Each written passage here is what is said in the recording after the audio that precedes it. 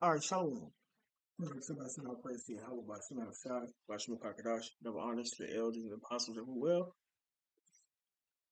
Salutations to the brothers and sisters with truth and sincerity. This is at least one passenger survived the Air India crash, police said. So I'm going to go ahead and play on this clip and then add some presets. Local police are now saying at least one passenger on board the Air India flight survived, incredibly. The newspaper Hindustan Times quotes the man as a British national, saying he heard a loud noise 30 seconds after takeoff. At least 290 people have died, according to Reuters. The Boeing 787 Dreamliner was bound for London when it went down in a residential area near the Ahmedabad airport. We want to warn you, the video you're about to see, you may find disturbing. You can see the plane struggling to stay airborne, then descending, then disappearing behind buildings and bursting into a fireball.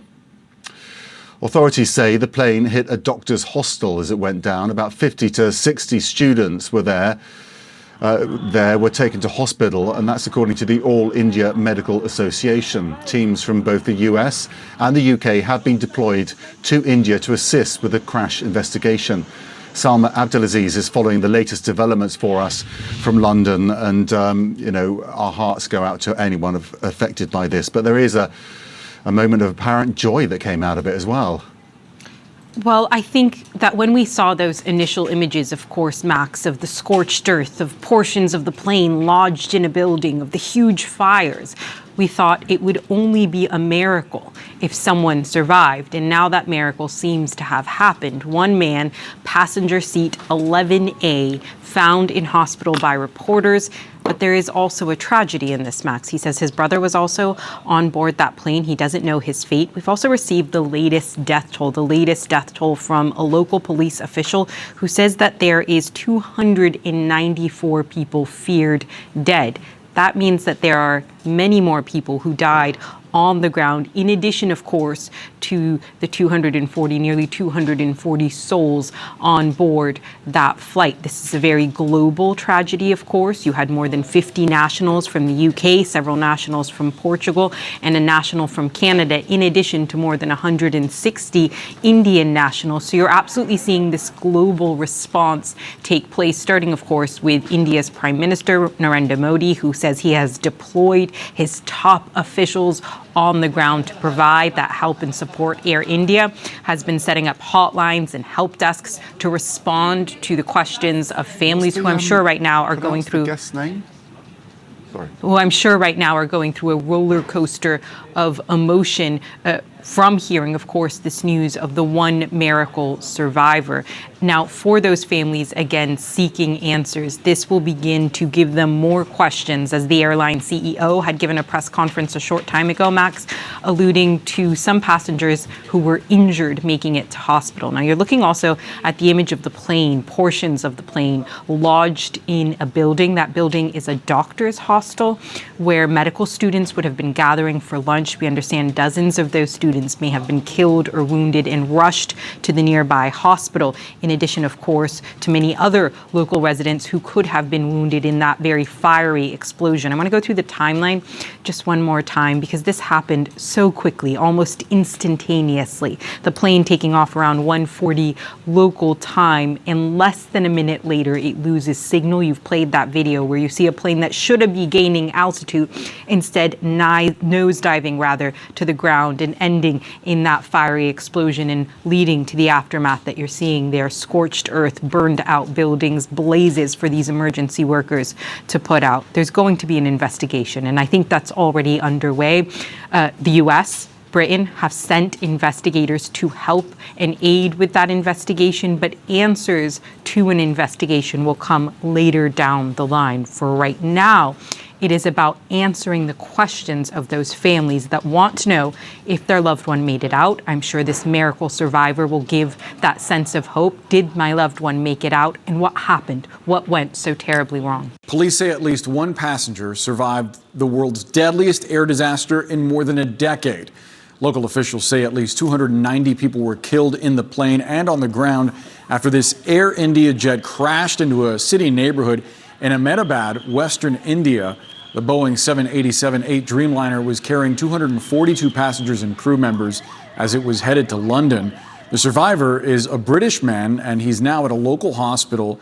A senior police officer shared with Reuters he had been traveling with his brother, but does not know if his brother survived. Let's get the latest from CNN's Tom Foreman. So, Tom, talk to us about what we know regarding this particular flight. All right. All right. So this right here just might be a distraction.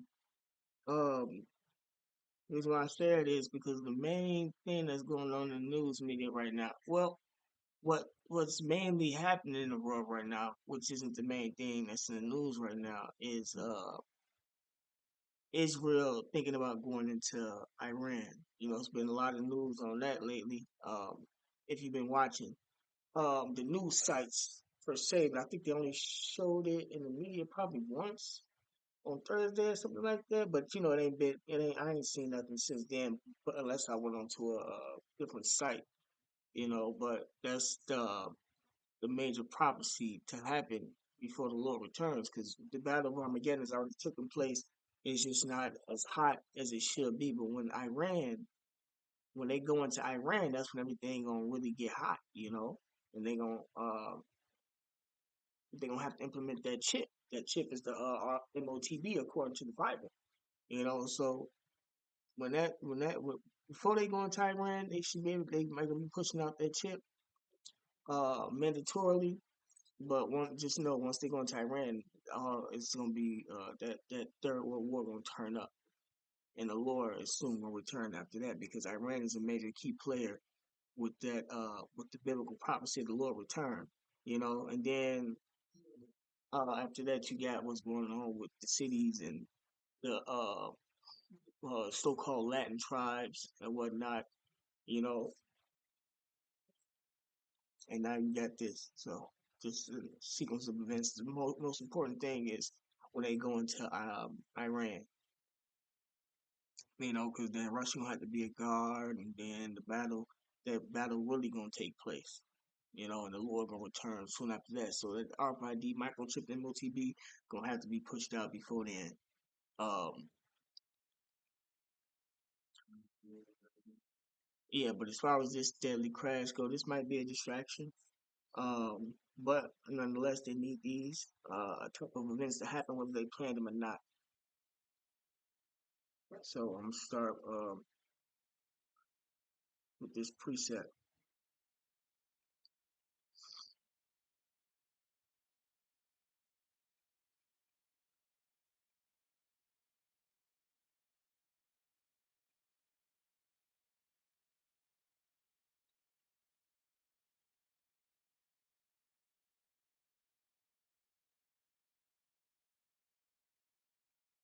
Micah chapter 2, verse 1. Woe, meaning destruction, to them that devise iniquity and work evil upon their beds. When the morning is light, they practice it because it is in the power of their hand. Right, the elites got power to make events like this come to pass, you know, or even use these as a what does it say? What does it say? Never let a crisis go to waste. I think the saying was. So bear with me.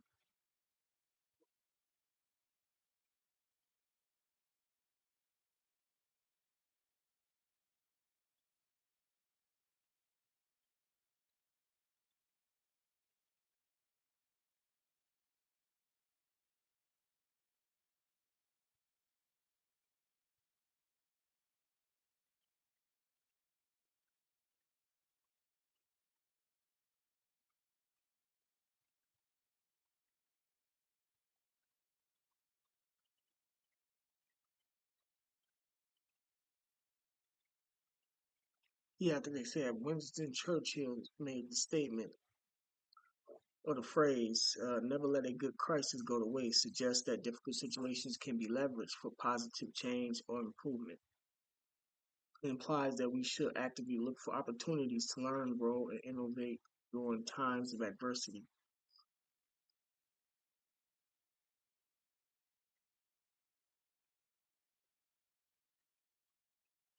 So this is back to Micah chapter 2, Verse 1, woe to them that devise iniquity and work evil upon their beds. When the morning is light, they practice it because it is in the power of their hand. Right.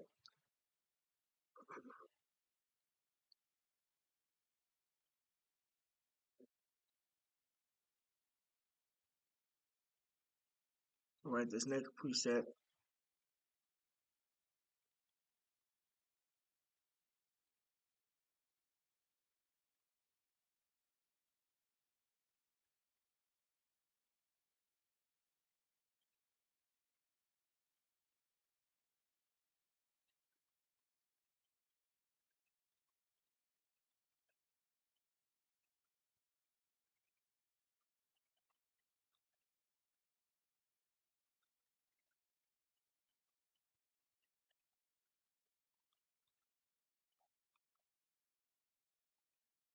This is 2 verse 3. It says, for the vision meaning the prophecy, is yet for an appointed time, but at the end it shall speak and not lie. The vision is a prophecy. The end, we're living in the time of the end, which is the end of Esau's kingdom. And these prophecies are speaking, meaning they are happening right in front of his face now. And lie and not lie, though it tarry, right, though it takes some time, basically, wait for it because it will surely come. It will not tarry. Right, and it ain't been tarrying. These prophecies are happening daily.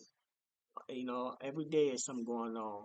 It seems like every hour or every minute something happening. But that's Bible prophecy, and I said that to say this when I first came into the truth. Um, I had multiple visions of airplanes falling out the sky and crashing. And also, this was going with visions that I had when I first came into truth. But notice that these planes have been dropping for the last couple of years, man. So it's just a faith building to let me know.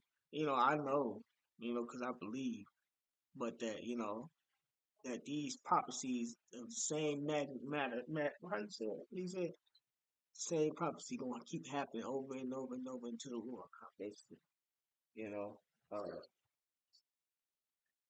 just because you have a vision and then it come to pass doesn't mean it's gonna stop coming to pass. It's gonna keep coming to pass. Sometimes you might catch it immediate, sometimes you might not. But nonetheless, this is to show you that the Lord is real. And keep fighting and keep moving, man.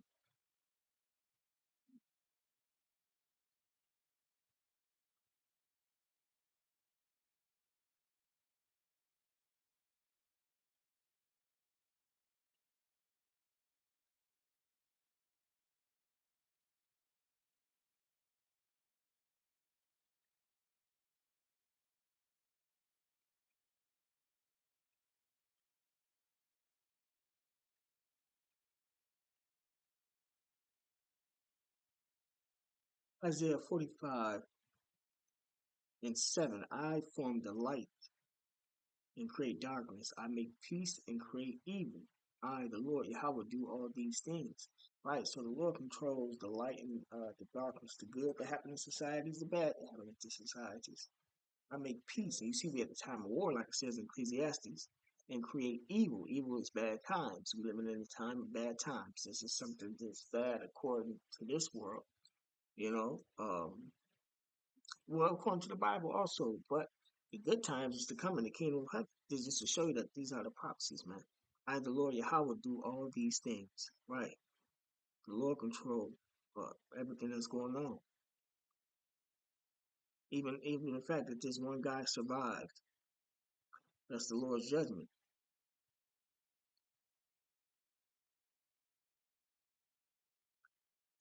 Same type of power the Lord won't give his men, man. Revelations 1:18. I am he that liveth and was dead, and behold, I am alive forevermore to see Yahushai. Amen. And have the keys of hell and of death. Right, so the Lord determines who dies. They say up to 290 people might be dead, only one survivor, and you seen the crash, that big ass fireball. You would have thought that everybody would have been dead, And then it crashed into that what is it, medical college? They're not giving out real medicines and things of that nature. No way.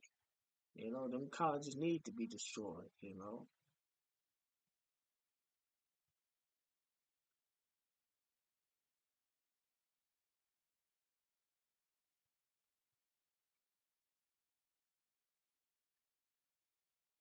So with that being said, man, call lawyer, how about you, man, Rashad? About some crocodiles. Them honest, the elders, and the apostles of the will. And salutations to the brothers that's going to truth and sincerity. Shalom.